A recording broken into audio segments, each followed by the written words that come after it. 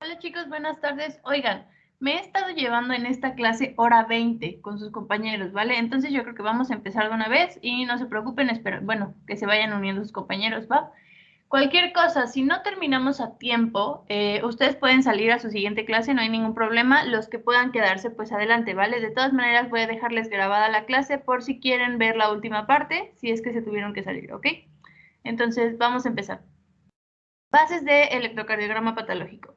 Ya vimos y repasamos qué es lo que tenemos que buscar en un electro normal como tal, ¿ok? Tenemos que buscar la frecuencia cardíaca, el eje, el ritmo, ¿vale? Entonces, en un electropatológico, ¿en qué nos vamos a fijar? Pues en estas alteraciones, ¿sí? Alguno de estos puede estar alterado o incluso los tres. Vamos a ir viendo qué alteraciones se pueden presentar en cada uno de estos y al final vamos a ver qué datos nos arroja el electrocardiograma cuando tenemos una hipertrofia de alguna de las cámaras del corazón, cuando tenemos un infarto y algunos otros datos que nos sirven para detectar anormalidades en el paciente, ¿vale?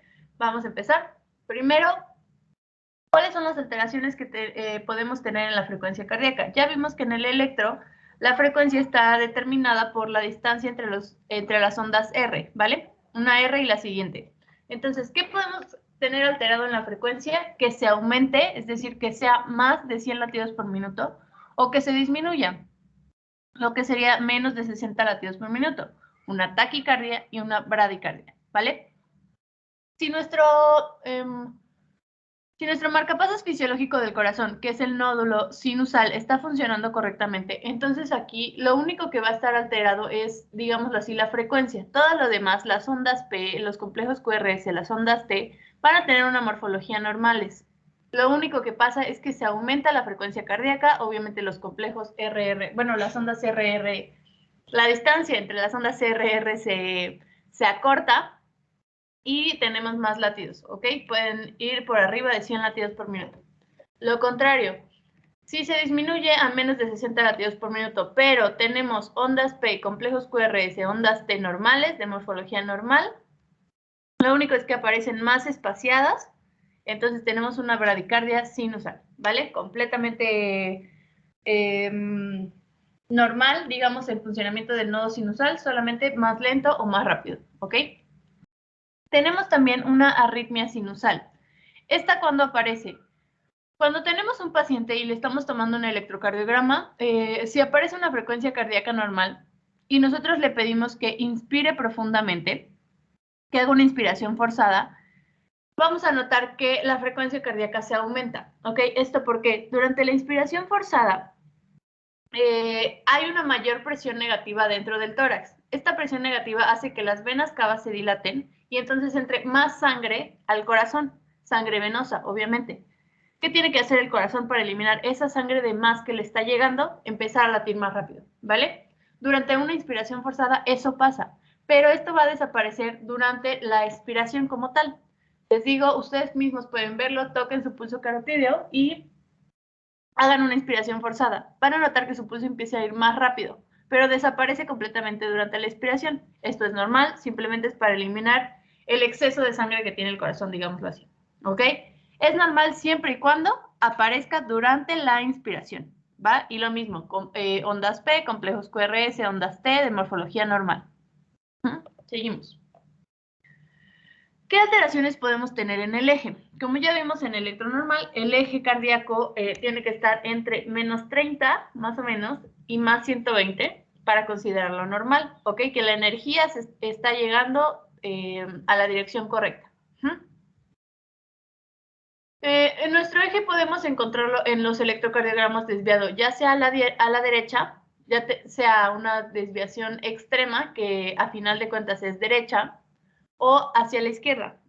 ¿Qué puede estar pasando en el paciente si encontramos una desviación del eje a la derecha? Primero, podemos tener que el ventrículo derecho esté crecido, esté hipertrofiado, ¿vale? Nuestro eje se va a desviar, ¿por qué? Porque si hay mayor cantidad de células o es más grande el ventrículo como tal, va a haber una mayor transmisión de la energía, ¿vale? Entonces el eje obviamente va a estar desviado hacia ese lado porque hay más transmisión de energía. También puede aparecer en delgadez extrema, en los niños generalmente aparece, En los hemibloqueos posteriores, estos hemibloqueos los vamos a ver más adelante, un infarto anterolateral. ¿Por qué? Cuando tenemos una zona de infarto, obviamente las células de esa parte ya no están funcionando correctamente, ya no funcionan, ya no transmiten la energía. Entonces, al no transmitir energía, pues no hay energía en esa parte. Obviamente el eje no va hacia allá, va hacia la otra parte, el otro lado que sigue funcionando. Entonces aquí, en un infarto anterolateral de la pared anterior o izquierda del corazón, digámoslo así, pues obviamente el eje se está desviando hacia la derecha. Igual, en condiciones de EPOC, cor pulmonale o tromboembolia pulmonar, ¿por qué? Porque aquí el corazón derecho tiene más presión, ¿ok? Entonces se hipertrofia, tiene que hipertrofiarse de alguna manera. Y entonces la energía viaja más hacia la derecha, ¿va? ¿Qué pasa cuando tenemos un eje desviado a la izquierda? Lo contrario a lo que ya vimos. Podemos tener un crecimiento ventricular izquierdo, se puede presentar en pacientes con obesidad, en pacientes ancianos, en un hemibloqueo ahora anterior, que les digo, lo vamos a ver, ustedes tranquilos, y en un infarto de cara anterior, ¿ok? Esas son algunas de las razones por las que nuestro eje puede estar desviado. Ahora vamos a ver las alteraciones que se pueden presentar en el ritmo. Aquí es donde se encuentra la mayor cantidad de alteraciones, ¿vale? Entonces vamos desglosándolo, vamos desglosando una por una. Sabemos que para tener un electrocardiograma rítmico tenemos que fijarnos igual en la distancia RR, ¿vale? Si la distancia RR entre todos los complejos QRS es la misma, entonces mencionamos que tenemos un electro con ritmo regular, ¿va? Y lo mismo, si tenemos onda P antes de cada complejo QRS y todas las características que ya conocemos, entonces tendremos un ritmo sinusal, ¿va? Rítmico, ritmo regular. Por el contrario, si tenemos un electro en el que nuestras distancias RR son variables entre cada complejo, aquí si lo ven, este es más grande, se hace más pequeña, se hace un poco más pequeña, se vuelve a alargar, ¿va? Entonces decimos que tenemos un ritmo irregular o una arritmia, ¿vale? Entonces seguimos. ¿Qué alteraciones podemos tener? Tanto bradiarritmias, es decir, va más lento, como una taquiarritmia, va más rápido, ¿ok? Las bradiarritmias, ¿por qué se generan? Porque algún punto del sistema de conducción normal del corazón, que ya conocemos, está formado por el nodo sinusal, el nodo auriculoventricular, haz de His, fibras de Purkinje, alguna parte de esas, alguna estructura está bloqueada, ¿ok? De ahí viene su nombre, bloqueos.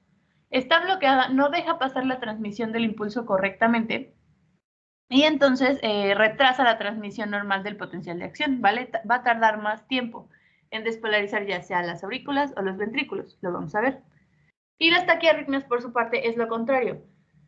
¿Por qué se puede generar una taquiarritmia? Por un aumento del automatismo cardíaco, que esté latiendo más rápido, por la formación de impulsos ectópicos en zonas del corazón donde generalmente no se forman o no deberían formarse, por la formación de vías accesorias que transmitan los potenciales de acción, o por un aumento de la velocidad de transmisión del sistema de conducción, ¿ok? Vamos viendo una por una, ustedes no se estresen. Primero vamos a ver las bradiarritmias. Como ya se los mencioné, estas se generan porque alguna parte del sistema de conducción está bloqueado, ¿vale? Dependiendo de la estructura que se bloquee, es el nombre que va a recibir.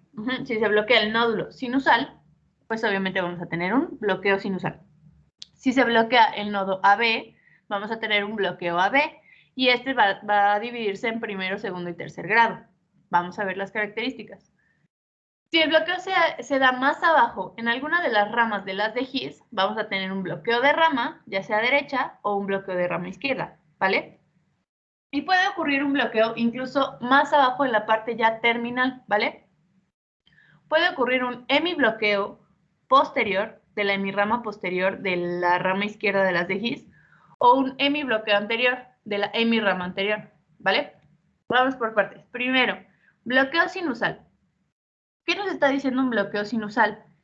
Está bloqueada la conducción desde donde se forma, desde el inicio, desde el marcapasos fisiológico del corazón. Ok, no está funcionando correctamente, la energía se está bloqueando, entonces, ¿qué alteraciones vamos a encontrar? Obviamente alteraciones en los latidos de las aurículas como en los latidos de los ventrículos, ¿va? Aquí les doy un ejemplo.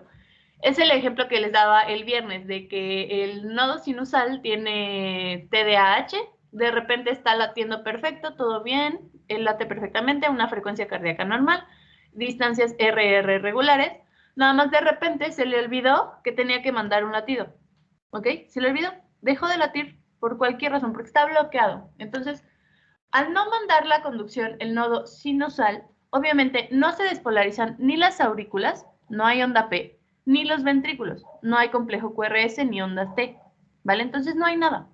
Se saltó completamente ese latido. ¿Cómo podemos corroborar que tenemos un bloqueo sinusal?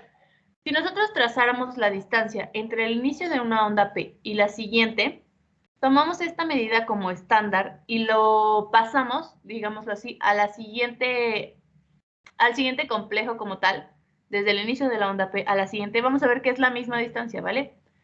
Lo mismo pasaría en todos los latidos que sí aparezcan. Y en el latido que está ausente, si trazamos la medida a donde se supone que debería aparecer el latido y desde ahí al siguiente latido que ya es efectivo, vamos a ver que corresponde perfectamente, ¿vale?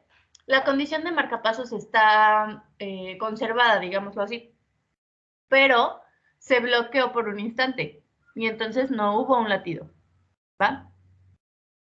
Muy bien, eso corresponde al bloqueo sinusal. Ahora, ¿qué pasa si lo que está bloqueado es el nódulo auriculoventricular?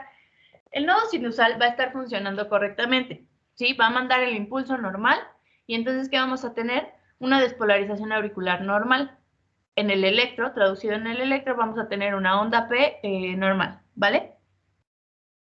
Entonces, lo que vamos a tener aquí va a ser alteraciones, ya sea en el complejo QRS. ¿Por qué? Porque la energía no está pasando de manera correcta hacia los ventrículos. Traducido en el electro, alteraciones en el QRS, ¿vale? Aquí tenemos nódulo sinusal, pasa la energía perfectamente a través de las vías internodales, las aurículas se despolarizan normal. Recordemos aquí que el nodo AB, por su parte, o sea, de manera fisiológica, sufre un retardo aquí de la energía. ¿Esto por qué? Porque las aurículas deben latir, deben contraerse unos milisegundos antes que los ventrículos. Ese es el ciclo cardíaco normal que todos ya conocemos, ¿vale? Ese es el retardo fisiológico del que se encarga el nodo AB. Pero ¿qué pasa aquí? Que por alguna razón lo está bloqueando, o sea, está retrasando aún más el paso del impulso o está bloqueando por completo el impulso hacia los ventrículos. Vamos a verlo entonces. Lo vamos a dividir en bloqueos AB de primer grado. ¿Cuáles son las características? Es lo que les digo. El nodo sinusal está funcionando correctamente. Hay ondas P normales que son rítmicas, entre ellas. El impulso cardíaco está pasando normal hacia el nodo auriculoventricular, pero como tiene un bloqueo de primer grado, está retrasando todavía más el paso de la energía hacia los ventrículos. ¿Cómo se traduce esto en el electro? Vamos a tener un PR prolongado, ¿ok? Desde el inicio de la despolarización auricular hasta la despolarización ventricular tarda más tiempo. Entonces, este intervalo se prolonga. Va a medir más de 0.2 segundos o más de 5 cuadritos pequeños. Aquí lo vemos claramente, mide muchísimo más de 5 cuadritos pequeños en todas las derivaciones, ¿vale? Pero ese latido, esa despolarización auricular siempre va a conducir a una despolarización ventricular, siempre. O sea, siempre va a haber PQRST, PQRST en todas las derivaciones. La única característica es que el PR va a estar prolongado, más de 5 cuadritos pequeños. Ahora pasamos a los bloqueos auriculoventriculares de segundo grado. Estos a su vez se dividen en dos tipos, el Movitz 1 o Wenckebach y Movitz 2. Igual es el ejemplo que les daba el viernes, si se acuerdan. La onda P y el complejo QRS tienen una relación de pareja, ¿ok? ¿Cuál es la diferencia entre Movitz 1 y 2? En el Movitz 1, esa pareja va tomando distancia poco a poco. Se van distanciando, se van distanciando, se van distanciando, hasta que un día deciden dejarse, ¿ok? Traducido ya a términos normales, digámoslo así, el PR se va a ir prolongando, prolongando, prolongando, hasta que vamos a tener una onda P que ya no conduce a un complejo QRS, ¿va? El intervalo PR se va a prolongar hasta que ya no conduce. La diferencia con el Movitz 2, aquí la pareja está bien, está normal, la distancia es normal entre ellos, no se distancian para nada, pero un día alguien dijo, no eres tú, soy yo, ya no quiero estar contigo y se va, ¿ok? Ya traducido en el electro, PR constante la misma medida del PR en todas las derivaciones, antes de todos los complejos, hasta que una onda P ya no condujo a un complejo QRS, ¿vale? Esas son las diferencias. MOVIX 1, PR que se prolonga progresivamente hasta que uno no conduce. MOVIX 2, PR constante hasta que una onda P ya no conduce, ¿ok? Ahora, ¿qué pasa cuando ya tenemos un bloqueo de tercer grado? Este ya es un bloqueo completo, ¿ok? La energía ya no pasa por ninguna manera, de ninguna forma hacia los ventrículos. Ya no pasa. Entonces aquí recordamos, el nodo sinusal funciona bien, las aurículas se despolarizan correctamente, está completamente bloqueado el nodo aurículo-ventricular, ya no recibe energía el ventrículo. El ventrículo, ¿qué tiene que hacer? Tiene que empezar a latir por sí mismo, ¿ok? Porque esa es una característica del corazón que siempre va a buscar latir. Entonces, el ventrículo empieza a latir por sí mismo, pero nada tiene que ver con los latidos de las aurículas, con la despolarización auricular, ¿vale? Cada quien va por su parte. Aquí las P's y el QRS ni se topan, ¿ok? Entonces, las P's pueden tener intervalos regulares entre ellas. ¿Por qué? Porque siguen funcionando según el marcapasos fisiológico del corazón, pero los QRS van a aparecer cada que puedan, ¿ok? Entonces, aquí los complejos QRS pueden llegar también a ser rítmicos entre ellos, o sea, que la distancia sea la misma cada vez que aparecen, pero nada tienen que ver con las ondas P, ¿vale? Y aquí, como sabemos que la conducción tiene que seguir el sistema de conducción especializado para ese fin, al buscar una nueva vía, una nueva manera de despolarizar a los ventrículos, estas células que se van a encargar de despolarizarlos son inexpertas, ¿ok? Son erráticas, son más lentas. Entonces los latidos de los ventrículos se van a presentar de manera más lenta, como tal. Entonces podemos llegar a tener bradicardias muy extremas en estos pacientes, incluso de 20, 30 latidos por minuto, ¿vale? Si ven aquí la distancia es súper grande, ¿ok? Entonces obviamente aquí ya vamos a tener consecuencias clínicas, digámoslo así, muy graves para el paciente, pueden requerir el uso de un marcapasos, ¿va? Porque no estamos garantizando la perfusión adecuada hacia los órganos. Muy bien. Esos son los bloqueos AB. ¿Qué pasa si el nodo sinusal y el nodo AB funcionan correctamente, pero se bloquea más abajo? Se puede bloquear una rama de las de His, ya sea derecha, acá, ya sea izquierda, o incluso pueden existir hemibloqueos. Hemibloqueo de la hemirama posterior, que es esta de acá atrás, que está más hacia la izquierda, o el hemibloqueo anterior, que la rama está más hacia la derecha, ¿ok? Entonces vamos a tener un bloqueo de rama ya hacia derecha, un bloqueo de rama izquierda, ¿vale? ¿Cómo diferenciamos entre un bloqueo de rama y un hemibloqueo? Hay características muy específicas, ¿vale? Los bloqueos de rama se van a caracterizar por tener QRS ancho. ¿Esto por qué? A ver, vamos a ver.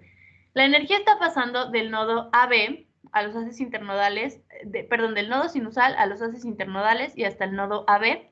Va a bajar la energía y si, por ejemplo, tenemos un bloqueo de rama derecha, está bloqueada esta rama, la energía va a pasar a la velocidad correcta hacia todo el corazón izquierdo. ¿Están de acuerdo? Porque esa rama no está bloqueada, está pasando normal, la velocidad normal. ¿Qué pasa aquí? Al encontrarse la rama derecha bloqueada, la energía obviamente va a sufrir un retraso, va a tardar más tiempo en despolarizar a todo el ventrículo derecho, o si está bloqueado completamente, el ventrículo derecho tiene que buscar una nueva forma de latir por sí mismo, de despolarizarse a sí mismo. Entonces, ¿qué pasa? Se vuelve más lento, el tiempo es más grande, tarda mucho más tiempo en despolarizarse porque está bloqueada su conducción. Entonces, al final, lo que vamos a tener es que la despolarización completa de ambos ventrículos va a tardar muchísimo más, lo que se traduce en el electrocomo como un QRS ancho, ¿vale? Pero aquí el eje cardíaco va a ser normal. ¿Por qué? Porque a final de cuentas la energía sí está llegando al ventrículo, más lento, pero está llegando a ambos ventrículos de manera normal, ¿va? Entonces el eje cardíaco va a ser normal. En un hemibloqueo vamos a tener lo contrario. El QRS va a ser normal, ¿por qué? Porque la energía está llegando a ambos ventrículos a la velocidad correcta, ¿ok? Lo único que está bloqueado es la parte terminal, pero aquí la velocidad de la energía es la normal, ¿ok? Entonces QRS normal, no tarda más tiempo en despolarizar a todos los ventrículos. Pero vamos a tener un eje desviado, ¿por qué? como ya les mencioné antes, la hemirrama anterior está más hacia la derecha del corazón, ¿ok? Un poquito, si lo ponen en perspectiva, esto es un poquito más derecho. Si está bloqueada la hemirrama anterior, que es más derecha, la energía, ¿dónde se está acumulando? Pues hacia la izquierda del corazón. Entonces vamos a tener un eje desviado a la izquierda, ¿vale? Si por el contrario, la que se bloqueó fue la hemirrama posterior, que es más hacia la izquierda, entonces vamos a tener un eje desviado ¿hacia dónde? Hacia la derecha, ¿va? Lo vamos a ver más específicamente más adelante. Primero, pasamos con los bloqueos de rama. ¿Cómo diferenciamos entre un bloqueo de rama derecha y un bloqueo de rama izquierda? Tenemos patrones electrocardiográficos precisos, específicos para cada uno, ¿vale? Primero, sabemos que el QRS va a estar ancho, va a medir más de 0.12 segundos, es decir, más de 3 cuadritos pequeños. ¿Y qué vamos a ver en el electro? En las derivaciones derechas, en el bloqueo de rama derecha, vamos a tener este patrón característico, que es R, S, R'.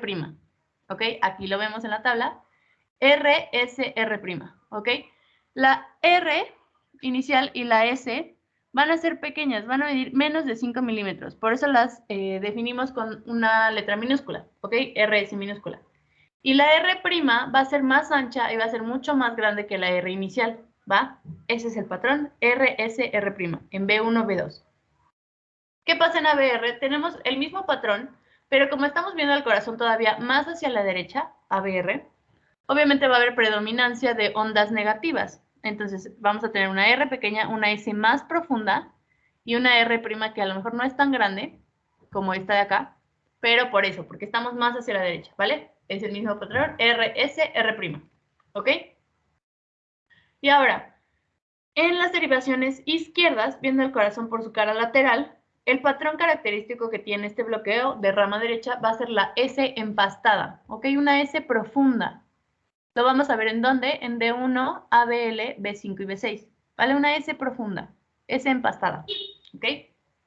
Ahora, pasamos a las características de un bloqueo de rama izquierda. Lo mismo, sabemos que el QRS va a estar alargado, más de 0.12 segundos. ¿Y cuáles son los patrones característicos de un bloqueo de rama izquierda? En B1, B2 vamos a tener el patrón RS, ¿ok? Una R pequeñita, una onda R pequeñita y una onda S muy profunda. O incluso se menciona que podemos también tener el patrón QS. ¿Qué pasa? Aquí desaparecen las ondas positivas por completo, ¿vale? No hay onda R. Entonces, se menciona que la onda Q y la onda S, que son negativas, se fusionaron y por eso crearon una sola onda negativa. Ese es el denominado patrón QS, ¿vale? Esto es lo que podemos ver en las derivaciones derechas. En las derivaciones izquierdas, vamos a tener un patrón también muy característico en D1, ABL, B5, B6. Este patrón que es denominado como RR' o R mellada. Yo lo veo como que tiene forma de M, ¿ok? R mellada en D1, ABL, B5 y B6. Patrones característicos de bloqueos de rama, ¿va? Ahora, pasamos a los hemibloqueos. Ya les he venido mencionando, si tenemos un hemibloqueo anterior, que la rama anterior está más hacia la derecha, vamos a tener un eje desviado hacia la izquierda, ¿vale? Está bloqueada una parte del corazón derecho, digámoslo así. El eje se va a desviar hacia la izquierda. El QRS va a ser normal. ¿Por qué? Porque ya dijimos, la velocidad de conducción es normal, solamente está bloqueada una pequeña parte al final, ¿vale? QRS normal. Desviación del eje hacia la izquierda. Y aquí también vamos a tener patrones característicos. Les voy a enseñar. En las derivaciones izquierdas, D1 y ABL, vamos a tener una morfología de QR, ¿vale? Ténganlo en mente, ahorita se los voy a enseñar. Y en derivaciones inferiores, D2, D3 y ABF, vamos a tener morfología de RS. Lo vemos acá. En D1 y en ABL, vamos a tener ese patrón QR, una Q pequeñita, una R muy grande, ¿vale? Una onda Q, una onda R. Lo mismo en ABL. Q pequeñita, R súper grande. Y en las derivaciones inferiores D2, D3 y ABF, vamos a tener el patrón RS, una onda R pequeñita, una S profunda. Lo mismo acá, R pequeñita, S profunda. Lo mismo en ABF, ¿vale? Ahora, ¿qué va a pasar entonces en un hemibloqueo posterior? va a ser absolutamente lo contrario, ¿vale? Pero aquí obviamente el QRS sigue siendo normal. El eje va a estar desviado a la derecha ahora. ¿Por qué? Porque este está más hacia la izquierda. Si ven, esto está un poquito más a la izquierda. Entonces se bloqueó aquí, el eje va a estar desviado hacia la derecha y vamos a tener lo contrario, lo que les mencionaba. Aquí en el hemibloqueo anterior, en D1 y ABL teníamos QR. Ahora QR lo vamos a tener en D2, D3 y ABF. ¿Ok? ¿Ya vieron? Es lo contrario. Y RS, que aquí en mi bloqueo posterior aparecen D1 y ABL, acá lo teníamos en las derivaciones inferiores, RS. ¿Va? Les enseño igual un ejemplo. Aquí lo tenemos. D1 y ABL van a tener morfología R pequeñita, S grande. R pequeñita, S grande. ¿Vale? Y en las derivaciones inferiores de 2, de 3, ABF, vamos a tener un patrón QR, una onda Q pequeñita, incluso en esta imagen como que no se ve muy bien, una Q pequeñita, una R más grande, ¿vale? QR. Esos son los patrones característicos de los hemibloqueos, ¿va? Ya sabemos cómo diferenciar un bloqueo de rama de un hemibloqueo. Ah, y aquí, lo que les mencionaba, vamos a tener el eje desviado a la derecha en el hemibloqueo posterior. Si nos fijamos en D1 es negativo, si nos fijamos en ABF es positivo, ¿ok? Eje desviado hacia la derecha, perdón. Muy bien, ahora, esa parte fue la parte de bradiarritmias, ¿ok? Una disminución del ritmo como tal. Podemos tener lo contrario también, unas taquiarritmias, ¿ok? Esto, como les mencionaba, ¿por qué se da? Porque puede haber un aumento del automatismo cardíaco como tal. Puede estarse formando impulsos ectópicos en zonas que normalmente no mandan impulsos. O puede formarse una vía accesoria que pueden transmitir el impulso que viene del nodo sinusal, ¿vale? También puede existir un aumento de la velocidad de transmisión. Vamos viendo uno por uno. Las taquiarritmias se van a dividir en supraventriculares, arriba del ventrículo. ¿Qué es lo que está arriba del ventrículo? Las aurículas, ¿ok? Y en ventriculares, ¿vale? Podemos tener taquiarritmias auriculares y podemos tener taquiarritmias ventriculares. ¿Cuál es la diferencia entre estos dos? Lo principal es que en las supraventriculares el QRS va a estar normal. ¿Por qué?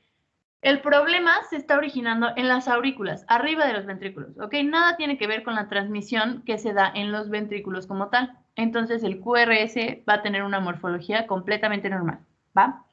Ahora, cuando se afecta la transmisión como tal de los ventrículos, aquí lo vamos a ver más adelante, pero por la formación de nuevos impulsos que viajan más lento, que tardan más en despolarizar el ventrículo como tal, el QRS va a estar ensanchado, va a estar más amplio, ¿vale?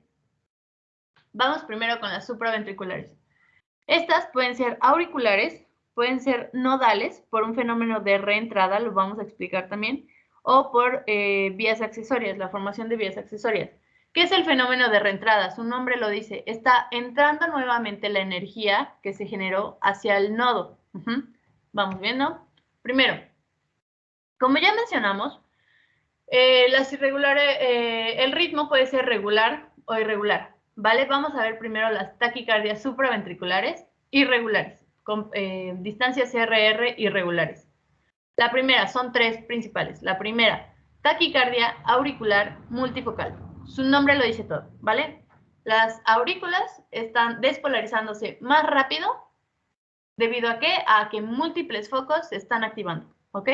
Aquí en las aurículas diversos focos se están activando en las aurículas, lo que logran hacer una despolarización completa, ¿ok? Aquí la energía es tan grande o lo suficientemente grande para crear también una despolarización ventricular, ¿va? O sea, aquí se están activando diversos focos, pero la energía es suficiente para crear también una despolarización ventricular. Lo único que va a pasar es que va a ser arrítmico, porque van a tener diversos tiempos de activación, no se pueden controlar como tal. Entonces la distancia RR, por ejemplo, aquí es grande, aquí es chiquita, aquí se hizo todavía más chiquita, aparece un latido súper precoz, digámoslo así, y se pueden ir cambiando, ¿ok? Son asincrónicos, ya lo vimos, no tienen nada de sincronía entre ellos.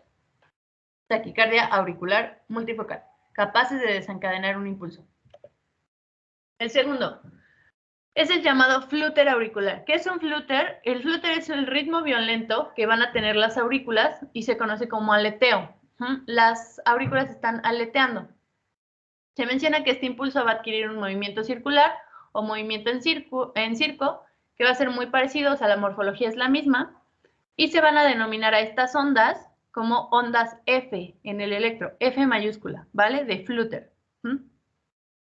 Estas despolarizaciones pueden tener una frecuencia de 200 a 350 por minuto, ¿vale? Va a haber despolarizaciones auriculares de 200 a 350 por minuto. Y se menciona que tiene una conducción ventricular variable. ¿Por qué? Porque aquí, a diferencia del pasado, no todos los aleteos auriculares van a poder desencadenar una despolarización ventricular. ¿Ok? Podemos tener dos ondas F y un complejo QRS, lo que sería el patrón 2 a 1, ¿vale? La primera no genera un complejo QRS, la segunda sí. Podemos tener también 3 a 1, 3 ondas F, un complejo QRS. 4 a 1, 5 a 1, ¿vale? Dependiendo de cuántas ondas F aparezcan antes de un complejo QRS. Y bueno, aquí es mencionado que las ondas F se ven como dientes de sierra en el electro. Lo vamos a ver aquí.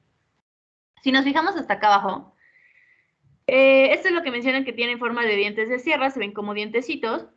Estas son las ondas F, ¿vale? Entonces aquí las aurículas están aleteando, están formando ondas F que no son capaces de desencadenar una despolarización ventricular y podemos tener como por ejemplo aquí 1, 2, 3 ondas F, 3 aleteos, un complejo QRS. Entonces tenemos un patrón 3 a 1, ¿vale? Les digo, esto depende de cuántas ondas F aparezcan antes de un complejo QRS. Flúter auricular. Ahora, pasamos a la fibrilación auricular. La fibrilación auricular quiere decir que se están activando otra vez distintos focos a distintos tiempos, pero aquí la diferencia es que la energía es más pequeña, ¿vale? Es tan pequeña que no logra desencadenar una despolarización ventricular efectiva. Aquí la energía es más pequeña, pero hace que la aurícula empiece a brincar, empiece a temblar. La aurícula está temblando. Están temblando todas, no logran desencadenar un impulso correcto, ¿vale? El ventrículo tuvo que empezar a latir por sí mismo. A estas las vamos a conocer también como ondas F, pero ondas F minúscula, ¿vale? De fibrilación. Son más pequeñas, ondas F minúscula. ¿Qué pasa aquí? Como les menciono, la energía de estas despolarizaciones pequeñitas no alcanza a comprimir, digámoslo así, a causar el paso de sangre desde la aurícula hasta los ventrículos. ¿Ok? No hay contracciones efectivas de la aurícula, entonces al no contraerse bien la aurícula, la sangre no pasa hacia los ventrículos, se está estancando en las aurículas, principalmente en las orejuelas, ¿va? Este estancamiento sanguíneo lo que nos conduce es a la formación de trombos, que ya es muy peligroso para el paciente, ya sabemos. Por eso es peligrosa esta arritmia. Aquí es importante no confundirla con un electrocardiograma normal que tenga interferencia. ¿Cómo corroboramos esto?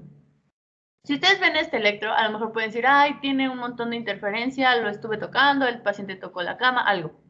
¿Cómo lo diferenciamos? ¿Cómo sabemos que sí es una fibrilación auricular? Primero, tenemos que fijarnos que en un electro normal con interferencia sí se ven claramente la morfología de todas las ondas, ¿ok? Sí se ve la onda P, claramente, se ve el complejo QRS y se ve la onda T, ¿va? Tienen interferencia, sí, pero se ven, se distinguen. En una fibrilación auricular, no. Aquí si vemos, no podemos decidir cuál de estas sería una onda P y cuál sería una onda T. Para nada, no podemos decidirlo, ¿va? Otra característica es que en un electro normal con interferencia, los intervalos RR van a ser regulares. La frecuencia cardíaca está normal, el ritmo está normal, ¿ok? Y aquí no. Aquí en la fibrilación auricular, la distancia RR es completamente diferente entre cada latido. ¿Ya vieron? Por lo que les digo, porque el ventrículo está latiendo por su cuenta. ¿Va? Entonces, aquí vemos un electro normal. Y es lo que les mencionaba. Aquí vemos la onda P, el complejo QRS y la onda T. Se distinguen claramente. Vean, en el siguiente, onda P, complejo QRS, onda T. ¿Ok? La morfología se distingue perfecto. Solamente que sí, tiene mucho juego, tiene mucha interferencia, pero se ven las ondas, las podemos distinguir. Acá no. ¿Ok? Y lo que les mencionaba, el intervalo RR aquí es completamente regular. Miden lo mismo. Acá no. ¿Va? Esas son las principales diferencias. Ahora, esas fueron las arritmias, ¿ok? Arrítmicas. Ahora vamos a pasar a las taquicardias supraventriculares, seguimos arriba de los ventrículos, regulares, distancias RR regulares. Podemos tener lo que es conocido como una taquicardia sinusal, que ya lo vimos antes. No tiene ninguna otra alteración más que la frecuencia cardíaca, ¿vale? Las ondas P, los complejos QRS, las ondas T son completamente normales, morfología normal, pero aumentó la frecuencia cardíaca porque por situaciones de ejercicio, por emociones muy fuertes, miedo, angustia, pánico, ¿ok? El corazón empezó a latir más rápido, pero el nodo sinusal sigue siendo el marcapasos normal. Las ondas tienen morfología normal y se menciona que puede llegar hasta 150 latidos por minuto. El nodo sinusal tiene esa característica. Lo normal es de 60 a 100, pero puede alcanzar frecuencias incluso de hasta 150, ¿vale? Si tenemos un paciente que estuvo haciendo ejercicio, que está muy angustiado, que tiene, no sé, lo acaban de asaltar, algo así, obviamente la frecuencia cardíaca va a aumentar, pero nada más, ¿vale? Esto es normal, es fisiológico, taquicardia sinusal. ¿Qué pasa si tenemos un paciente que ha estado en reposo, no ha estado en completa calma, no está expuesto a emociones muy fuertes, nada, está en reposo y está completamente calmado? Estamos tomando un electro y de repente vemos que empieza con taquicardia. Nada lo desencadenó, ¿vale? No hubo un desencadenante para nada, apareció una taquicardia y así como apareció, desapareció y regresó a su ritmo normal. ¿Cómo se denomina esto? Taquicardia supraventricular paroxística, ¿vale? Esto ya no es normal, ya no es fisiológico. Esta va a ser episódica, como les menciono, aparece y desaparece súbitamente, no hay un factor desencadenante. El impulso ya no se está generando en el nódulo sinusal y entonces, por consecuencia, la onda P obviamente va a estar alterada, ya no va a tener una morfología normal. Puede alcanzar frecuencias cardíacas mayores a 150 latidos por minuto y les digo, no se explican por situaciones normales. ¿Va? De repente apareció y de repente desapareció, puede seguir con su ritmo normal y después volver a tener una taquicardia supraventricular paroxística. ¿Ok? ¿Cuáles son los mecanismos para que esto se produzca? Existen mecanismos por reentrada intranodal, que es lo que les menciono, un paso de la energía otra vez por el nodo o por la formación de vías accesorias. Vamos viendo. Primero, taquicardia supraventricular paroxística de origen nodal, ¿ok? Por reentrada intranodal. Tenemos el nodo auriculoventricular. Sabemos que el impulso viene del nodo sinusal a través de las aurículas, llega al nodo auriculoventricular y este tiene dos vías de propagación de la energía, la vía lenta y la vía rápida. Lo normal es que el impulso viaje a través de ya sea las aurículas, viaja a través del nodo auriculoventricular por la vía lenta, ¿ok? Esto es lo que forma el retraso fisiológico. Baja el impulso y continúa hacia las de His, ¿vale? Hacia ambas ramas de las de His. ¿Qué pasa aquí? Que la energía está bajando correctamente, pero una parte de esa energía se aprovecha de la vía rápida para regresar y puede regresar incluso hasta arriba, hasta las aurículas, ¿vale? El impulso está bajando normalmente, pero una parte de la energía se regresó por la vía rápida. Entonces, obviamente, esa energía va a desencadenar otra despolarización, otro latido, donde no debería haber, debería haber un solo latido y ya está. Aquí van a haber dos, ¿vale? Por el impulso que bajó y el impulso que se regresó. Ahora, ¿qué vemos en el electro? Tenemos el impulso que viaja normalmente, entonces vamos a tener una onda P normal, bajó correctamente. Va a empezar este impulso una despolarización ventricular normal, porque alcanzó, digamos, la velocidad correcta a los ventrículos, entonces tenemos un QRS, pero la energía que se regresó, y que se regresó incluso hasta las aurículas, va a formar una nueva onda P, ¿ok? Porque está pasando nuevamente por las aurículas, se forma una nueva onda P, pero como tiene la dirección contraria, va a ser negativa, ¿ok? Aquí la vemos en el electro. Tenemos la onda P normal, el QRS, y tenemos una onda P negativa o empastada, o también la denominan como pseudo S, porque cae justo donde debería estar la onda S. Si ven, aquí no vemos la onda S porque se empastó junto a la onda P negativa. ¿Esto por qué? El impulso que bajó, pues ya, la velocidad normal, pero el impulso que subió, obviamente va a tardar un poco de tiempo, y cuando vuelve a bajar, corresponde al momento en que empezarían a repolarizarse los ventrículos. Por eso aparece aquí, donde debería estar la onda S, ¿vale? Esa es una taquicardia por reentrada intranodal. Vamos a ver ahora las taquicardias supraventriculares por la formación de vías accesorias. ¿Qué es esto? Tenemos dos mecanismos, el mecanismo ortodrómico y el mecanismo antidrómico. ¿Ok? Aquí tenemos que el impulso cardíaco viaja por el sistema eléctrico normal, sigue la vía normal, nodo sinusal, nodo AB, haz de His, fibras de Purkinje, pero por alguna razón se formó una vía accesoria que es capaz de regresar el impulso. ¿Ok? Este impulso está bajando y de aquí puede regresar a través de la vía accesoria que se formó. ¿Qué vemos en el electro? En el electro vamos a ver un QRS normal, no va a estar alargado ni nada, va a estar normal. ¿Por qué? Porque aquí la velocidad que sigue el impulso es la adecuada, ¿ok? Sigue el sistema normal, entonces la velocidad no va a tener cambios. Pero, obviamente, al subir va a ser por la vía accesoria, va a ser un poco más lenta, pero va a desencadenar otro impulso a final de cuentas. Entonces vamos a tener dos latidos que bajaron, donde solo debería haber uno, ¿ok? Este no debería estar. Este es el que se formó por la reentrada, ¿ok? Por la vía accesoria. ¿Qué tenemos ahora en la vía antidrómica? Aquí es al contrario. El impulso que se generó estaba bajando por la vía accesoria formada, la nueva vía que se formó, ¿va? Entonces, al bajar, no por el sistema normal, sino por una vía nueva, que es errática, que es más lenta, que no está especializada en transmitir el impulso como tal, este impulso va a tardar más tiempo en despolarizar a los ventrículos. Si está tardando más tiempo, entonces el QRS va a estar más ancho, ¿ok? Esa es la diferencia entre las dos. Aquí el impulso viaja por una vía accesoria y se va a regresar por el sistema normal, pero en dirección contraria, ¿ok? Entonces aquí tenemos que va a viajar de regreso por las fibras de Purkinje, las de His, nodo AB, nodo sinusal, ¿va? Y obviamente ese impulso puede formar otro latido, ¿ok? Entonces tenemos igual dos latidos donde debería haber uno solo. Aquí tenemos un ejemplo de una taquicardia supraventricular paroxística por vía accesoria por la vía ortodrómica. ¿Qué tenemos? Que el impulso está viajando por la vía normal, el sistema de conducción normal, se regresa por una vía accesoria, ¿ok? Entonces el QRS va a ser normal, no va a estar alterado, tenemos la onda P, el QRS, pero al regresarse la energía, está creando una onda P negativa, ¿va? Aquí. Y bueno, ya tenemos la formación del siguiente latido cardíaco antes de tiempo.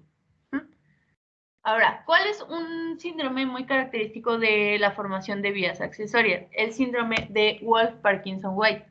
Aquí, los pacientes nacen con una vía accesoria congénita, ¿ok? Desde que nacen ya tienen esa vía accesoria. ¿Alguien sabe cómo se llama? ¿Haz de qué?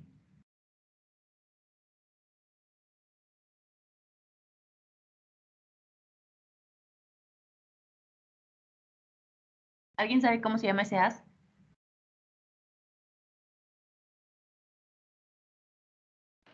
¿El haz de Kent? ¿De Kent? Exacto, muy bien. Es el haz de Kent, ¿ok? Ese haz de Kent es una vía accesoria que tienen los pacientes de manera congénita. Entonces, estos pacientes con síndrome de Wolff-Parkinson-White están predispuestos a formar taquicardias, ¿ok? Por ese impulso que se está regresando. Ese impulso que se regresa puede formar un nuevo latido, el paciente puede entrar en una taquicardia supraventricular. ¿Cuál es la característica del Wolff-Parkinson-White? Aquí tenemos una preexcitación ventricular. Los ventrículos están despolarizando antes de tiempo, que no le dio los tiempos normales, empezó a despolarizarse antes y se formó esta onda delta, ¿ok? Esta es la famosa onda delta. El PR va a estar acortado, va a medir menos de 3 cuadritos pequeños, menor a 0.12 segundos, y el QRS va a ser ancho. ¿Por qué? Porque no estamos despolarizando de manera correcta el corazón, ya lo vimos, entonces tarda más tiempo, el QRS se ensancha. como ya lo dijimos, estos pacientes están predispuestos a hacer taquicardias. Seguimos. Ahora, esa fue la parte de las taquicardias supraventriculares, las taquicardias auriculares, digámoslo así, de origen auricular o en las aurículas. Ahora, los ventrículos también pueden tener taquicardia, también pueden despolarizarse más rápido. Este es un ritmo activo caracterizado por 3 o más extrasístoles ventriculares en forma sucesiva. ¿Qué es un extrasístole? Una despolarización ventricular extra, que no va, ¿ok? Que no iría en ese lugar. Una extrasístole ventricular.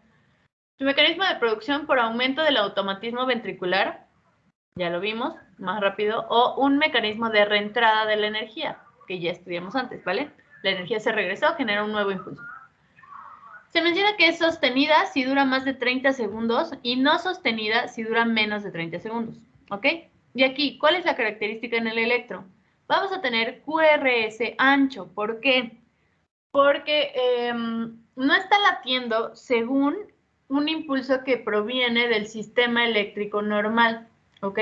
Se está despolarizando, ya sea por la formación de impulsos ectópicos. Entonces, obviamente sabemos que estas células no están especializadas, entonces el impulso no viaja a la velocidad correcta, pero sí logra despolarizar a todos los ventrículos. ¿Ok? Tarda más tiempo, pero sí los despolariza por completo. Por eso sí se forma un complejo QRS, pero es más ancho, ¿ok? Y tiene una morfología completamente diferente al resto, porque no sigue el sistema normal, no sigue la vía normal. Aquí lo tenemos. Tenemos los QRS que se formaron por el sistema de conducción, los impulsos normales, y de ahí vamos a tener una extrasístole ventricular. El ventrículo se despolarizó porque quiso, no sigue la vía, no sigue el sistema eléctrico como tal. El impulso tarda más, es más ancho, tarda más en despolarizar a ambos ventrículos y tiene forma completamente diferente al resto, ¿vale? No sigue el eje normal, digámoslo así. Y aquí tenemos una taquicardia ventricular no sostenida, ya vimos que dura menos de 30 segundos, ¿vale? Aquí tenemos una extrasístole, todos nuestros complejos normales, otra extrasístole, ¿ok? Vamos a ver. Las taquicardias ventriculares, a su vez, se pueden definir según la forma que tienen sus complejos QRS en monomórficas y polimórficas. ¿Ok? Si los complejos QRS entre ellos, aún así siendo erráticos, pero tienen la misma forma entre ellos, se denomina taquicardia ventricular monomórfica, ¿vale? Aquí si ven, hay muchas despolarizaciones de los ventrículos que tapó todo lo demás del trazo del electro, porque el ventrículo está latiendo más rápido, pero obviamente es errático, no sigue la vía normal. Entonces son latidos erráticos, de la misma forma, taquicardia ventricular monomórfica. Si son diferentes entre ellos, entonces vamos a tener una taquicardia ventricular polimórfica, polimorfa, ¿ok? Los complejos QRS son completamente distintos entre ellos. Si ven aquí, este es más ancho, este es más corto, este es más pequeño, este es todavía más pequeño, se vuelve a ser un poco más grande y más pequeño. Taquicardia ventricular polimórfica. ¿Qué es esto?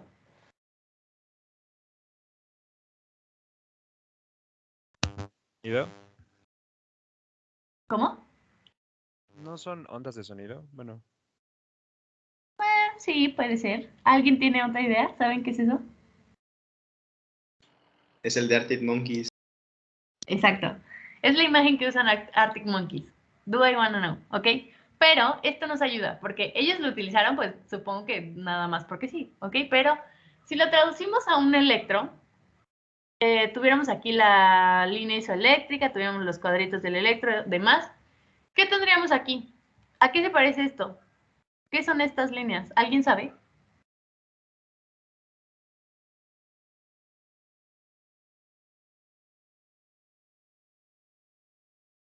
Pues podrían ser ondas R. ¿Ondas R?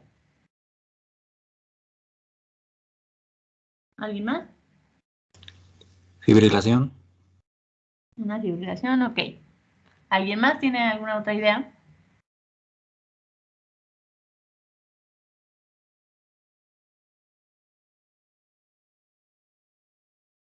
Muy bien, miren, aquí, si seguimos la idea anterior, cuando un ventrículo entra en taquicardia, empieza a latir más rápido, tapa todo lo demás, obviamente, ¿ok? Su trazo, el QRS, va a tapar todo lo demás que es más pequeño, de voltaje más pequeño. Entonces aquí tendríamos un montón de complejos QRS que no son iguales entre sí. Este es más pequeño, se va haciendo más grande, luego se van haciendo más pequeños. Entonces es una taquicardia ventricular polimórfica tipo torsión de puntas, ¿vale?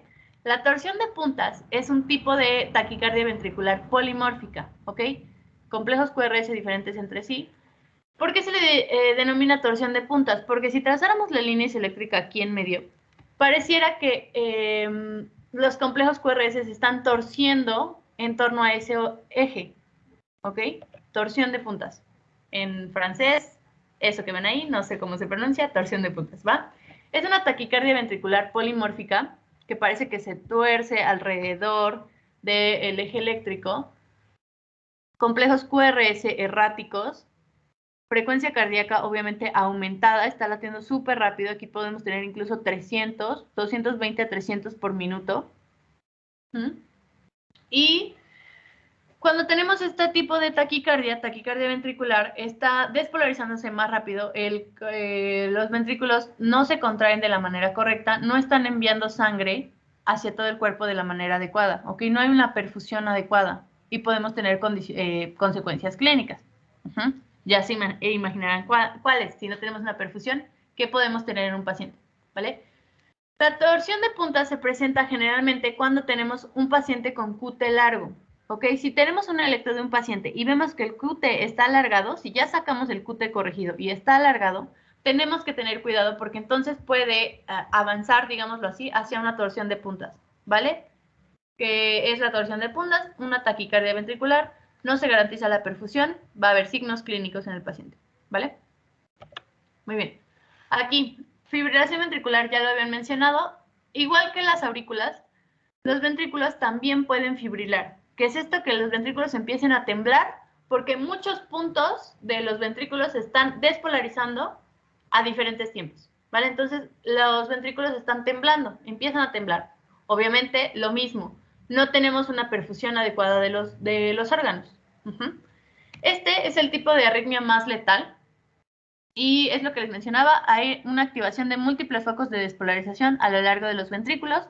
Ninguno llega a desencadenar una contracción efectiva, no hay una perfusión efectiva, digámoslo así, el corazón está temblando, no hay perfusión orgánica, pero si no hay perfusión orgánica, mucho menos va a llegar el adecuado aporte sanguíneo a las coronarias. Las coronarias sabemos que nutren las células cardíacas, entonces si las células cardíacas no están recibiendo el aporte de oxígeno correcto, obviamente van a sufrir un daño, van a empezar a sufrir, van a empezar a dejar de trabajar, ¿vale? Entonces el paciente puede entrar en un paro cardíaco. Lo vemos acá. Cuando tenemos una fibrilación ventricular, perdón, empieza como un trazo grueso, ¿ok?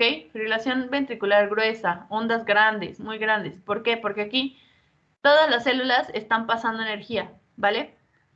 Si dejamos que esto avance con el tiempo, entonces la perfusión se va a ir disminuyendo. Obviamente no hay latidos cardíacos efectivos, la perfusión se va disminuyendo, no llega la correcta sangre a las coronarias, las células del corazón empiezan a fallar porque no tienen oxígeno. ¿Okay? Y las células que empiezan a fallar dejan de transmitir la energía, ya no transmiten energía, entonces el trazo se va haciendo más fino, porque hay menos células que transmiten la energía, pero el corazón sigue temblando, ¿vale? ¿Qué pasa si dejamos que esto continúe por más tiempo? Entonces, obviamente, más células van a morir, más células van a dejar de trabajar, más células van a estar en hipoxia, van a dejar de transmitir el impulso, ¿ok? Una asistolia. Ya no hay nada, o sea, no hay transmisión del impulso cardíaco. ¿Qué hacemos para corregirlo? Si tenemos una fibrilación, ¿cómo se corrige? Con una desfibrilación, ¿ok? Un choque para hacer que las células regresen a su estado normal y a trabajar correctamente. Si ya tenemos a un paciente en asistolia, o sea, las células ya no están transmitiendo la energía, no le podemos dar un choque. ¿Por qué? Porque vamos a terminar de matar a las células que están sufriendo. Aquí lo que tenemos que hacer es que de alguna manera las células que están en hipoxia empiecen a trabajar. ¿Cómo hacemos eso? mecánicamente nosotros tenemos que hacerlo, mandar sangre del corazón hacia el resto del cuerpo y hacia las coronarias. ¿Cómo hacemos eso? Con el RCP. ¿Ok? Empezamos RCP, empezamos a bombear sangre a las coronarias, las células pueden empezar a trabajar, puede revertirse, y entonces ya si regresamos a un estado de fibrilación, desfibrilamos. ¿Vale? Muy bien. Chicos, los que tengan que salir por otra clase o alguna otra situación, pues está perfecto, ¿vale? No se preocupen, y los que puedan quedarse, pues vamos a ver esta última parte. Les digo, les dejo la clase grabada por si quieren regresar más tarde a ver el resto. Gracias a todos. Ahora, vamos a ver. Datos de hipertrofia de alguna de las cámaras en el electrocardiograma. Se pueden hipertrofiar, pueden crecer tanto las aurículas como los ventrículos, ¿ok? ¿Por qué? Sabemos que el corazón tiene músculo, que está formado por músculo, y el músculo es tal cual el músculo estriado del resto del cuerpo. Si le exigimos más, ya sea haciendo ejercicio, aumentamos la presión, cargamos más peso, el músculo se va a hipertrofiar, va a crecer. Lo mismo pasa en el corazón. Si por alguna razón alguna cámara está sometida a más presión, tiene que volverse más fuerte y entonces el músculo crece, ¿va? En el electro, como lo vemos. Primero, datos de hipertrofia auricular, ¿vale?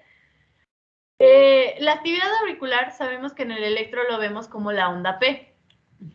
La onda P va a contener tanto la actividad de la aurícula derecha como la actividad de la aurícula izquierda. Si lo separáramos, tendríamos una onda que nos indica la despolarización y la repolarización de la aurícula derecha. Y unos milisegundos después estaría la onda que marca el inicio de la despolarización y la repolarización de la aurícula izquierda. ¿Ok? Esto si lo separáramos. Pero en el electro vemos estas dos ondas fusionadas. Por eso se forma esta onda P. ¿Ok? Entonces, podemos decir que el primer componente, la primera rama hasta la mitad, correspondería a la aurícula derecha. Y la parte final correspondería a la aurícula izquierda. ¿Están de acuerdo? ¿Qué pasa en B1? En B1 ya vimos que es isobifásica. Tiene un componente positivo y un componente negativo, que tienen que ser iguales, ¿vale? Si lo separamos igual, el primer componente o el componente positivo correspondería a la aurícula derecha, el segundo, o el componente negativo, digámoslo así, correspondería a la aurícula izquierda, ¿va? ¿Qué pasa si alguna de las dos aurículas crece? Entonces, obviamente, si creciera, alguna de estas dos ondas estaría más alta, crece también, ¿ok? Y acá lo mismo. Si alguna creciera, pues la onda también crece con ellas. Vamos a ver acá. El primer componente es la aurícula derecha, el segundo es la aurícula izquierda. En un crecimiento auricular derecho, una hipertrofia ventricular derecha, ¿cuál crecería? ¿Cuál onda crecería? La primera, ¿ok? Esta verde. Y en B1, el componente positivo, la onda positiva, crecería porque la aurícula derecha está crecida. Entonces, si combinamos esas dos ondas, ¿cómo lo veríamos así? El primer componente creció, la aurícula izquierda está normal, ¿vale? Pero esto no es lo que vemos en el electro como tal. Aquí estas dos ondas igual se fusionan y lo que vamos a ver es una onda P alta o una onda P pulmonar, ¿ok? Así se define, una onda P picuda, muy alta. Esto lo vemos generalmente en D2, ¿vale? En B1, ¿qué pasaría? Si tenemos un crecimiento auricular derecho, crece esta onda verde, crece el componente positivo, ¿va? Entonces aquí estaría más alta y más ancha, obviamente. ¿Qué pasa ahora con el crecimiento auricular izquierdo? Una hipertrofia izquierda. Aquí, ¿cuál es la onda que crece? La segunda, esta azul de acá. Entonces crece el segundo componente de la onda P. Y aquí en el electro sí vamos a ver esta forma de la onda correspondiente a la aurícula izquierda crecida, que corresponde o se denomina como una P mitral en forma de M. ¿Ok? Tenemos una onda P mitral y en B1, que vamos a ver, aquí al contrario crece el componente negativo, porque creció la aurícula izquierda. Lo vemos acá. Un ejemplo. Tenemos que en la hipertrofia auricular derecha la P crece. Tenemos una P pulmonar, una P picuda. Generalmente lo vemos en D2. Se menciona que tiene que ser mayor a 2.5 milímetros, ¿ok? Más de 2 cuadritos y medio. Y en B1, que es isobifásica, ¿Qué componente va a crecer? El primero, el positivo, ¿vale? La P acuminada mayor de 2.5 milímetros se le denomina P pulmonar. Ahora, acá tenemos la hipertrofia auricular izquierda. Aquí, como les menciono, vamos a ver una onda P mellada, una onda P en forma de M, una onda P alargada más de 0.12 segundos, obviamente porque tarda más tiempo en despolarizar ambas aurículas. Y en B1 vamos a ver qué componente crecido, el segundo, el componente final, ¿vale? El componente negativo. Muy bien. Así como crecen las aurículas, también pueden crecer los ventrículos. Y aquí es importante recordar esto. En un electro estamos poniendo cámaras al corazón desde diferentes partes, ¿vale? Entonces B1 y B2 son las cámaras que ven al corazón desde su lado derecho. ¿Qué pasa? Que ellas ven cómo se aleja la energía, ¿ok? Porque va hacia la izquierda. Entonces, si se aleja la energía, van a tener un trazo negativo. Están viendo cómo se aleja la energía de ellas. Y al contrario, si vemos al corazón desde su lado izquierdo, cámaras B5, B6, vamos a ver cómo esa energía se acerca hacia ellas. Entonces vamos a tener ondas positivas, ¿vale? ¿Qué pasa si tenemos una hipertrofia del ventrículo izquierdo? Creció el lado izquierdo, el eje se desvió hacia la izquierda, más energía está llegando hacia el lado izquierdo del corazón. Cuando vemos al corazón por las cámaras que lo ven del lado derecho, ¿qué está pasando? Que están viendo como mucha energía se está alejando de ellas. B1, B2, mucha energía se aleja, una onda muy negativa, ¿vale? Una S muy profunda. ¿Qué pasa en B5, B6? Que están del lado izquierdo, mucha energía se está acercando hacia ellas. Entonces van a ser ondas muy altas, muy positivas, mucha energía, ¿ok? Entonces vamos a tener ondas R altas en B5, B6.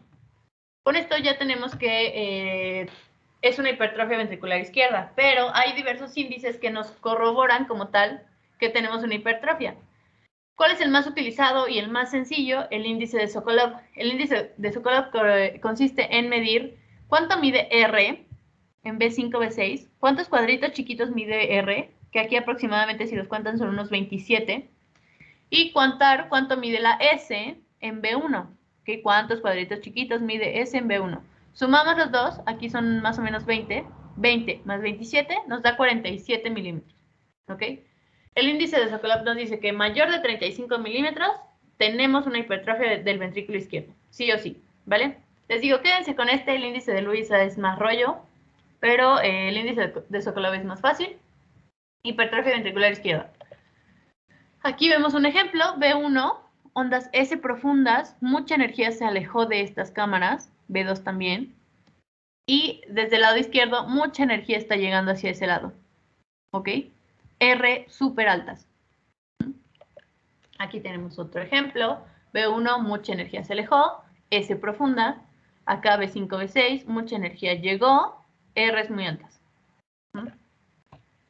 Pasamos ahora a la hipertrofia ventricular derecha, que está crecido ahora el corazón derecho, ¿ok? El ventrículo derecho. Mucha energía se está desviando hacia esa parte, el eje obviamente va a estar desviado hacia la derecha. Y aquí vamos a tener lo contrario. Si estamos viendo al corazón desde sus cámaras derechas, mucha energía se está quedando ahí. Entonces vamos a tener una onda positiva, muy positiva, ¿ok? Una onda R dominante en B1. Y si lo vemos por las cámaras que ven al corazón desde el lado izquierdo, entonces la energía, estamos viendo que la energía se quedó del otro lado, se alejó de ese lugar.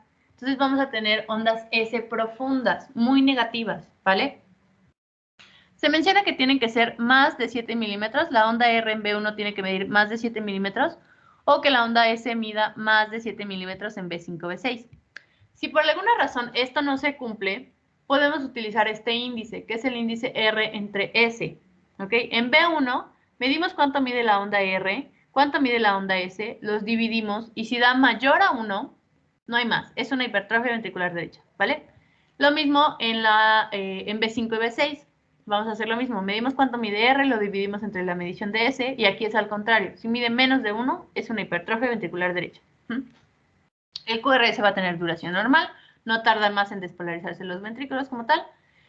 Y les enseño aquí un ejemplo. Lo que vemos, B1, cámara derecha, y con una hipertrofia ventricular derecha, mucha energía se quedó en esa parte, ¿ok? Ondas positivas.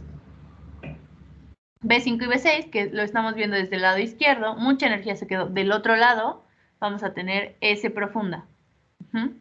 Aquí. Y aquí si vemos, es lo que decía, aquí en B6 a lo mejor, bueno, puede que sí mida más de 7 milímetros, pero si esto no midiera más de 7 milímetros, utilizamos el índice que ya vimos, R entre S, si nos da menor a 1, es una hipertrofia. Y acá en B1, si esto no midiera más de 7 milímetros, hacemos lo mismo, R entre S, si da más de 1, es una hipertrofia, ¿ok? ¿Qué pasa aquí? En la hipertrofia ventricular derecha pueden presentarse cambios electrocardiográficos que se pueden confundir con un infarto. Puede también tener alteraciones en el segmento ST y puede tener una inversión de la onda T. Esto se denomina como strain pattern, ¿ok? Puede ocurrir y entonces es importante que veamos si estamos frente a una hipertrofia ventricular derecha o frente a un infarto, ¿ok? Vamos a verlo más adelante. Eso conforme al crecimiento de cavidades. Ahora, los datos que vamos a tener en el electro de un infarto. Sabemos que el electro es la herramienta que nos ayuda a tener el diagnóstico, ¿vale? Tenemos que tener un paciente con dolor precordial, irradiado, alteraciones en la perfusión, lo que sea. Al tomarle un electro, esto nos ayuda a ver qué capa del corazón se está afectando, qué cara del corazón se está afectando, ¿ok? ¿Dónde está ocurriendo el infarto como tal? Vamos a verlo. En la cardiopatía isquémica tenemos 3 puntos, tenemos 3 escalones, digámoslo así. Primero, empezamos con una isquemia. Si el tiempo de la isquemia se prolonga, las células van a sufrir una lesión y si se prolonga todavía más tiempo, van a entrar en un proceso de necrosis, van a empezar a morir, ¿vale? ¿Cómo lo vemos? ¿Cómo vemos estos datos en el electrocardiograma? Datos de isquemia lo vamos a ver en la onda T, datos de lesión en el segmento ST y datos de necrosis con la onda Q, ¿vale? Esos son los 3 escalones de la cardiopatía isquémica. Ahora, una isquemia es la reducción del aporte de oxígeno al miocardio menor a 20 minutos, ¿vale? Si es menor a 20 minutos lo podemos revertir, no hay ningún problema, totalmente reversible. Y en el electro lo vamos a ver como alteraciones de la onda T.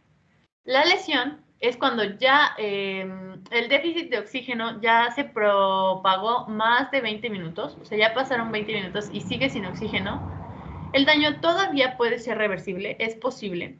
Y en el electro vamos a buscar alteraciones del segmento ST. La necrosis es cuando ya la oxigenación falló, no hay oxígeno por más de 2 horas, las células empezaron a morir, ya no podemos hacer nada, ¿ok? Ya el daño es totalmente irreversible. Y en el electro vamos a ver la aparición de una onda Q patológica. Lo vamos viendo, aquí es lo que les digo. Isquemia, onda T, lesión, segmento ST, necrosis, onda Q. ¿Cómo sabemos qué capa del corazón se está afectando? En la isquemia, si tenemos una T picuda, entonces sabemos que la capa afectada o se está afectando el subendocardio, ¿ok? Todo lo que está abajo del endocardio. Si por el contrario la onda T se invirtió, si la onda T es negativa, el daño es subepicárdico.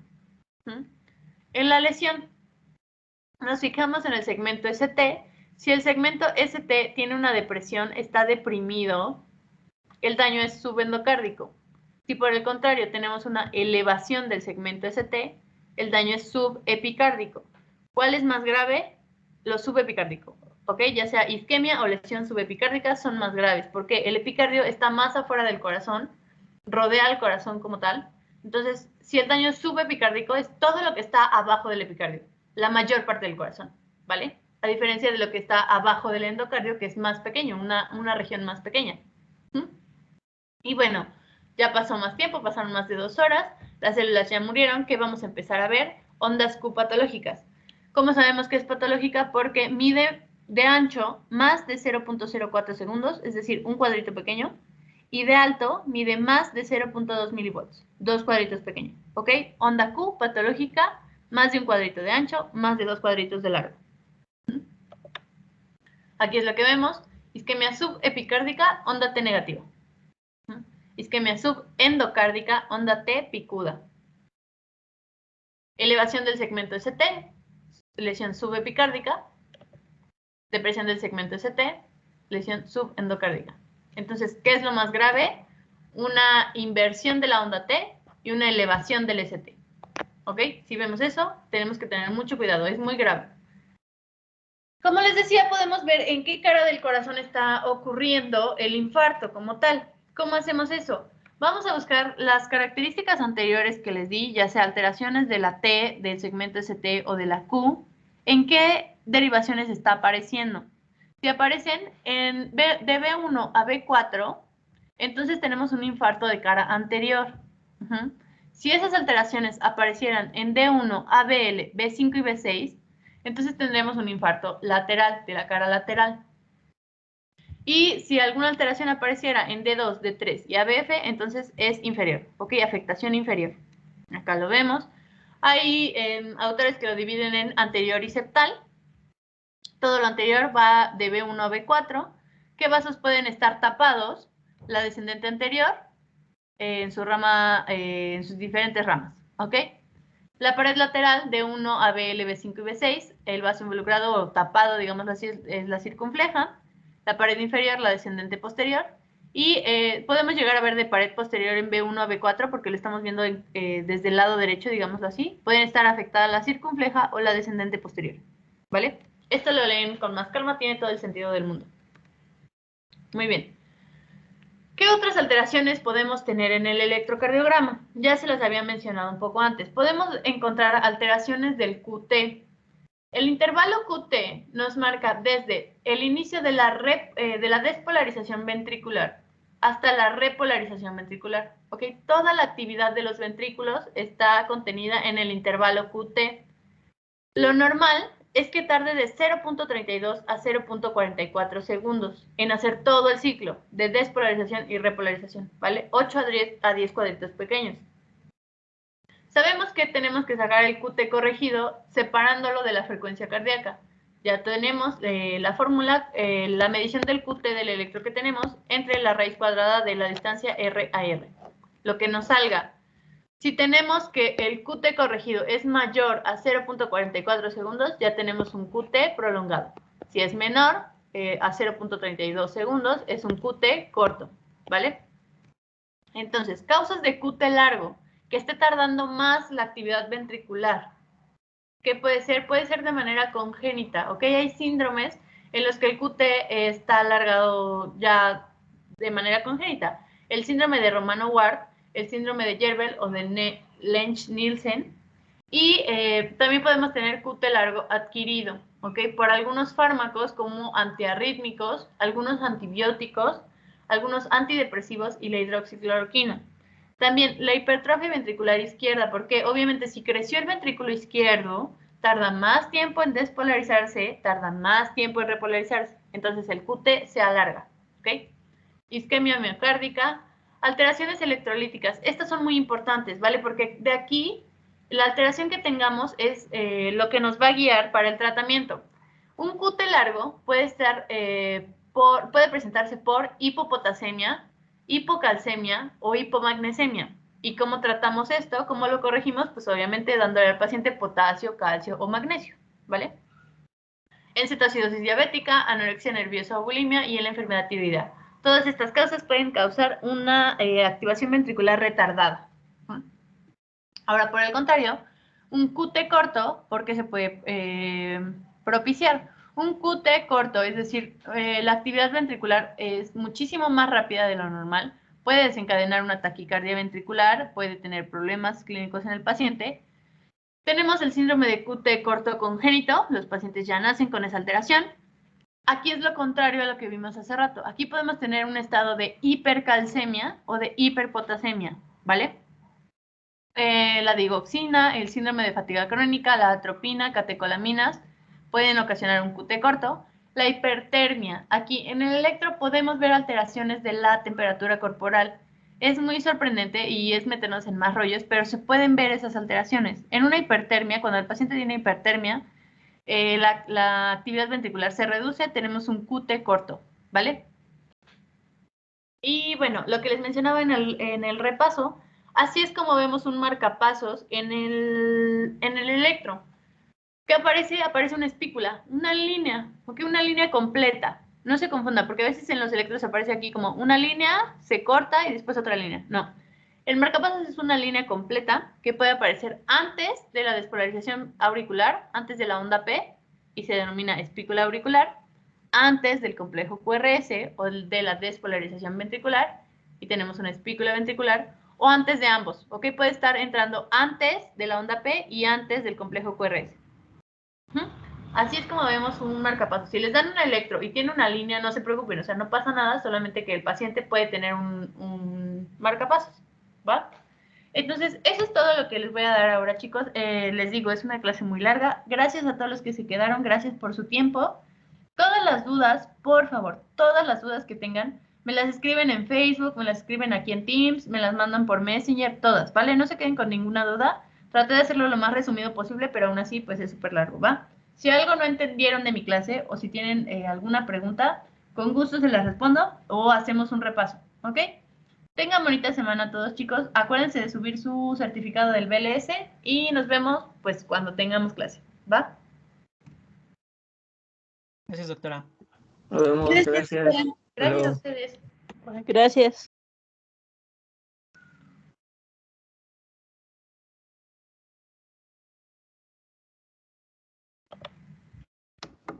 Doctora, una pregunta. Ajá. Estoy reponiendo clase soy del día lunes como tal. Ok. ¿Le escribo mi nombre o algo o se lo mando por Messenger o qué hago? No, porfis, aquí en el chat de la reunión, mándame tu nombre completo y tu horario, ¿vale? Vale, muchas gracias. Gracias a ti. Doctora, tengo otra pregunta. Ajá. Lo que es con respecto a la tarea. Lo que pasa es que mi internet es muy malo y los videos al subirlos a Teams a Drive nunca me cargan. Entonces, pues no pude subir mi video, pero se lo envié a Messenger. Entonces no sé si podría checarlo o es que de verdad no me cargan, siempre he tenido ese problema. Okay. Entonces no sé si hay algún problema. Pues miren, conmigo varios tuvieron como ese problema, al menos en mis clases, o sea, ustedes que son mis alumnos, no hay ningún problema si me lo mandan por Messenger, ¿vale?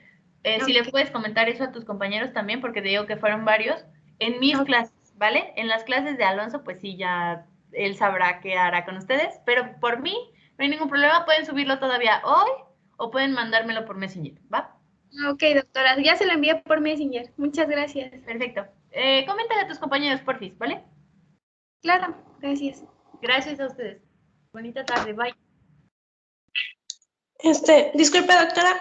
Ajá. Es que yo tuve un problema con mi internet. En sí vivo como en un rancho, entonces se fue completamente y en lo que me moví de mi casa hacia el pueblito más cercano, creo que llegué a conectarme como a las 2:09, 2:10 casi. O sea, sí me permitió entrar.